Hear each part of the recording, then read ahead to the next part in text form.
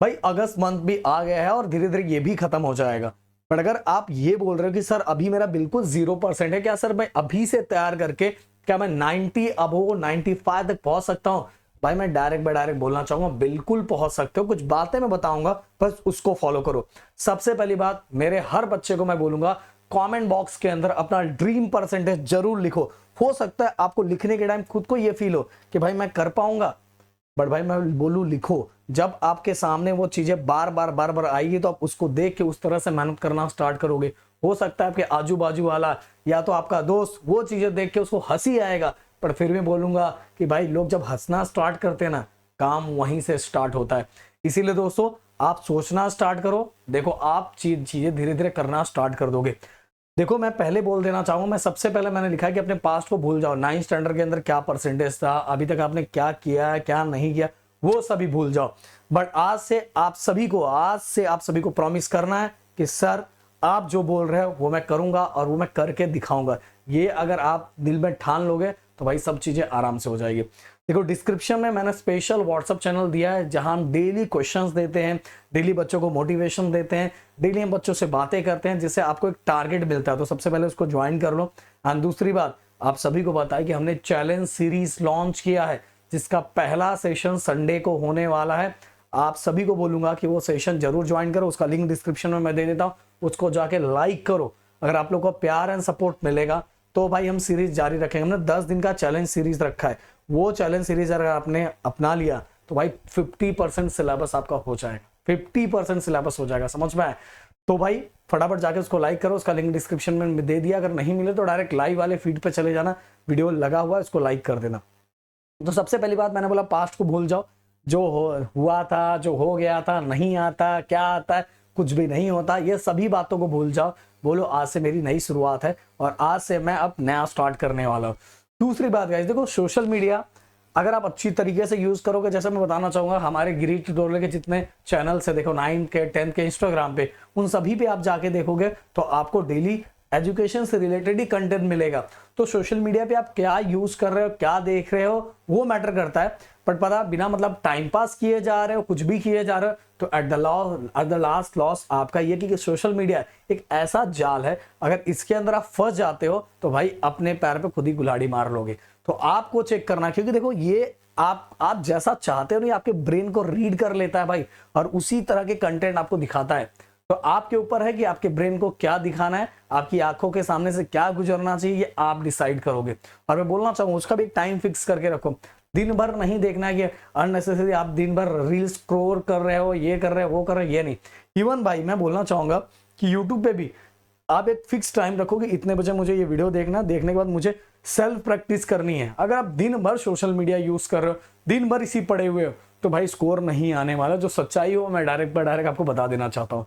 इसके बाद गाइस देखो सिलेबस को डिवाइड करो।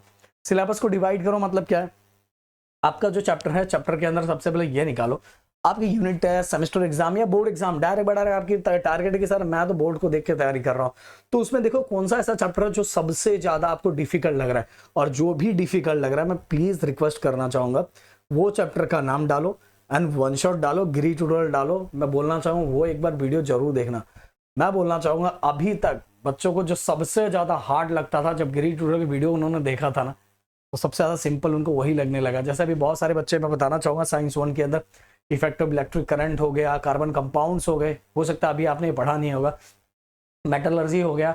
तो मैंने ना 5 साल 6 साल पहले ये ऐसा ही ट्रिक वीडियोस बनाया था कि बच्चों को वो चैप्टर सबसे ज्यादा आसान लगा। और बोल रहा हूँ गारंटी के साथ भाई, गारंटी के साथ, एक भी ना क्वेश्चन इधर उधर कुछ भी नहीं होगा, सब कुछ उसी में से आएगा, सब कुछ उसी में से आएगा। मैंने बोल दिया है तो बोल दिया भाई। तो इसलिए बोल रहा हूँ कि सिलेबस को डिवाइड करो, 10th स्टैंडर्ड का सभी चीजों, इवन आप अलजेब्रा में देखो बहुत सारे बच्चे बोलते हैं सर फाइनेंशियल प्लानिंग बहुत डिफिकल्ट लगता है, एपी डिफिकल्ट लगता है। मैं बोलना चाहूँ एक बार बस मेरा वन शॉट देखो, या सर्कल डिफिकल्ट लगता है, राहुल सर का देखो भाई, राहुल सर का जाके एक बार वीडियो देखो ना, आप बोलोगे सर एकदम प्यार हो गया सर। मैं बोलना चाहूंगा ऐसे टीचर जिन्होंने भाई पिछले कई सालों से क्या क्या चीज दिया है, और ऐसे बच्चे जिनका स्कोर कुछ नहीं था, जो भाई स्कोर करते हैं तो लाएंगे, पर जिनका स्कोर कुछ नहीं था, ऐसे हमने इतने सारे डिस्ट्रिक्ट टॉपर दिए हुए हैं भाई।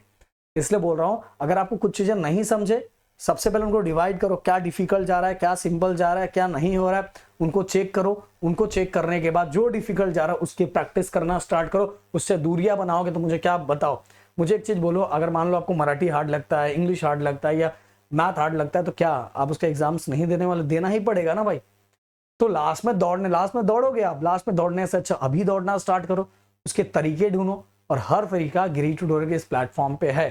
पिछले 6 सालों से ऐसे ऑनलाइन में धमाका नहीं बचा रहा है भाई। मैं बोल रहा हूँ, जब सच में अगर स्कोर करना है तो एक ही प्लेटफॉर्म है महाराष्ट्र के अंदर, वो है आपका गिरी ट्यूटोरियल। समझ में आ रहा है? इसके बाद गाइस देखो, डेली रूटीन आपका रहना चाहिए, 1.5 घंटा आपको मैथ पे फोकस करना ही चाहिए।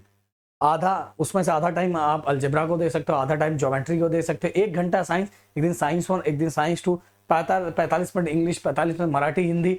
फिर इसके बाद गाइस आप रिवीजन, डेली 30 मिनट्स तो आपको रिवीजन करना ही चाहिए।